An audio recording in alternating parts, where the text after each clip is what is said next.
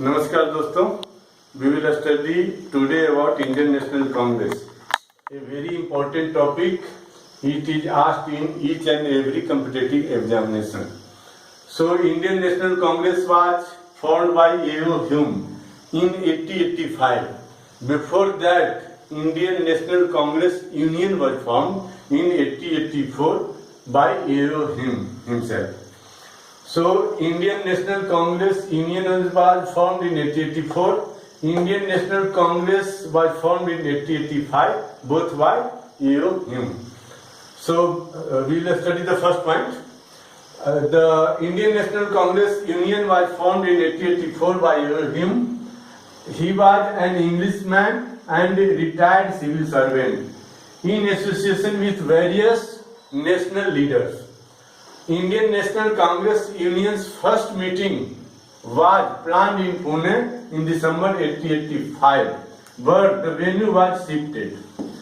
Indian National Congress union की स्थापना A.O.. Hume द्वारा किया गया और वे एक अंग्रेज थे और रिटायर्ड सिविल सर्वेंट थे, आईसीएस ऑफिसर थे, और उन्होंने अकेले यहाँ स्थापना नहीं किया, उन्होंने सहायता लिया बहुत सारे भारतीय नेता का, और उसका फर्स्ट मीटिंग नेक्स्ट ईयर दिसंबर 1885 में बुलाया गया पुणे में। लेकिन लास्ट मोमेंट में कुछ वजह से, कुछ कारण से वेन्यू को पुणे से शिफ्ट कर दिया गया। We will see the next point. But at last moment venue was shifted from Pune to Bombay due to outbreak of cholera at Pune in December 1885। Meeting के समय दिसंबर 1885 में पुणे में कोलरा महामारी फैल गया। इसके वजह से मीटिंग को पुणे से शिफ्ट करके और मुंबई बदल दिया गया और मीटिंग टाइमली हुआ 1885 में पुणे की जगह पे मुंबई में हुआ। Next point.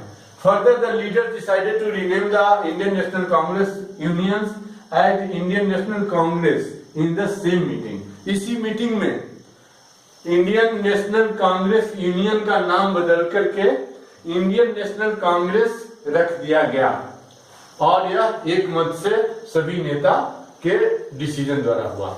Next point 4। The first session of Indian National Congress was held at Gokul Das Tejpal Sanskrit college in Bombay presided over by Bhumesh Chandra Banerjee, A veteran lawyer of Calcutta. तो इसका फर्स्ट जो मीटिंग हुआ इंडियन नेशनल कांग्रेस का 1885 दिसंबर में वो मुंबई में हुआ, गोकुल दास तेजपाल संस्कृत कॉलेज में हुआ और उसको अध्यक्षता किया भूमेश चंद्र बनर्जी ने। भूमेश चंद्र बनर्जी एक रिटायर्ड वकील थे कलकत्ता के। Now we will study next point.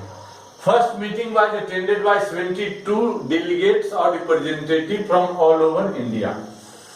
जो इसका फर्स्ट मीटिंग हुआ दिसंबर 1885 में गोकुल दास तेजपाल संस्कृत कॉलेज में, उसको 72 रिप्रेजेंटेटिव द्वारा अटेंड किया गया और ये representative different parts of India से आए थे, डिफरेंट क्लास को रिप्रेजेंट करते थे। Now next point 6। From 1885, Indian National Congress meeting was held every year, representing all class of Indian. 1885 में फर्स्ट मीटिंग हुआ, उसके बाद प्रत्येक साल इंडियन नेशनल कांग्रेस का मीटिंग हुआ और उसमें भी रिप्रेजेंटेटिव अटेंड करते थे सभी क्लास का, चाहे वो अमीर वर्ग हो, गरीब वर्ग हो, टीचर वर्ग हो, किसान वर्ग हो, वर्किंग वर्ग हो या नॉन वर्किंग हो या किसी भी क्लास का हो, रूलिंग क्लास हो, एडमिनिस्ट्रेटर हो, नेता हो, सभी क्लास के लोग अटेंड करते थे या उनका रिप्रेजेंटेटिव अटेंड करता था। Next point.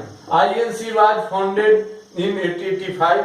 Since then independence movement was started.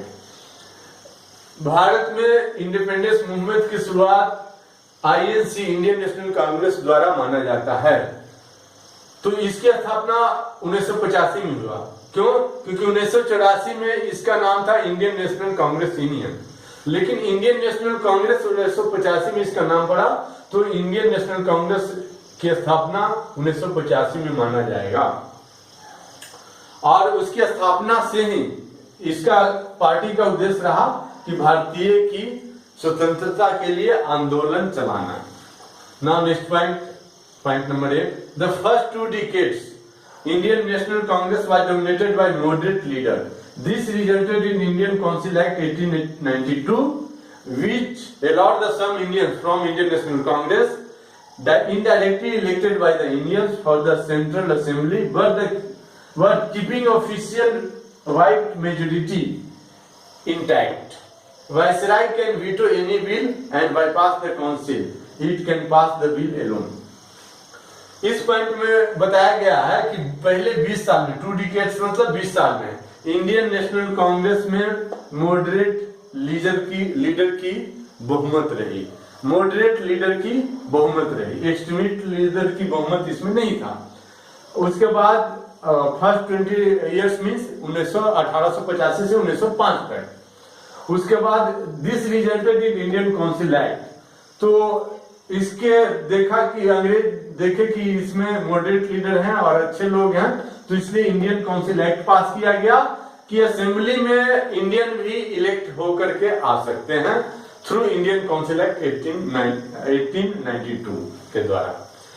उसके बाद ये इलेक्ट होके जाते थे, फिर भी इनकी संख्या कम रखी गई अंग्रेज लोगों से, व्हाइट मैन से, सो दैट कोई बिल को पास कराना है तो उनकी मेजोरिटी से, उनकी अपनी मर्जी से बिल पास हो।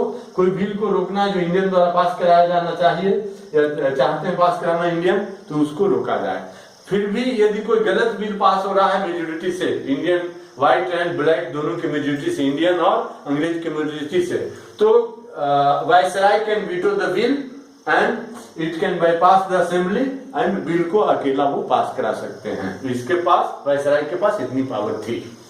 Now next point, moderate leader उस समय के 1885 से जो मॉडरेट लीडर उस समय थे उनका प्रमुख नाम ये निम्नलिखित है। Dada Bhai Naoroji, A O Hume, Badruddin Tyabji, M G Ranade, Bhumesh Chandra Banerjee, Firoz Shah Mehta, Surendra Nath Banerjee, C S Nair, Madan Mohan Malaviya, V S Srinivasa Sastri, Tej Bahadur Sapru, Gopal Krishna Gokhale, Anand Mohan Bose, Ras Bihari Ghosh, Dinesh Wacha, Madan Mohan Ghosh, P Ananda Charlu, CY Chintamani, RC Dutt, S Subramania Iyer, KT Telang, Madhusudan Das, Rahimtulla M स्वामी।